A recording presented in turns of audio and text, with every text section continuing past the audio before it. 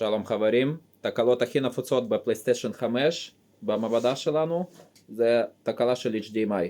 HDMI תקול, זה סוני ספציפי גם עם תקלה של HDMI. ככה נראה HDMI.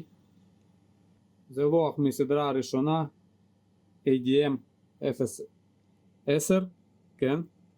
אז עם הזמן מה שקורה בעצם אם HDMI לא שבור, המגעים האלה הם מתנתקים, פשוט הרחמה מתנתקת מהלוח, ובמקרה הזה ההמלצה זה להחליף HDMI, לא לעשות הרחמה מחדש, כי רגליים כבר איבדו את התכונות. אז יש לנו HDMI חדש, פשוט מוציאים את זה, שמים חדש על הרחמה חדשה, גם מרימים, עושים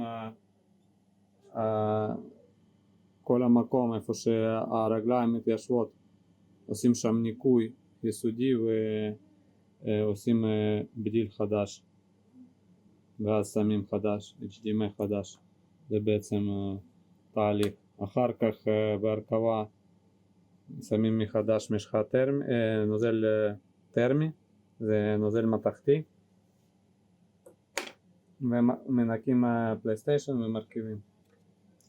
מאוד מאוד חשוב לגבי מתכת נוזלית, אם יש לכם פלייסטיישן 5 חשוב מאוד שפלייסטיישן 5 הזה לא יהיה בעמידה, שהוא יהיה רק בשכיבה עם כיוון של בלוריי קורדיסקים מלמעלה.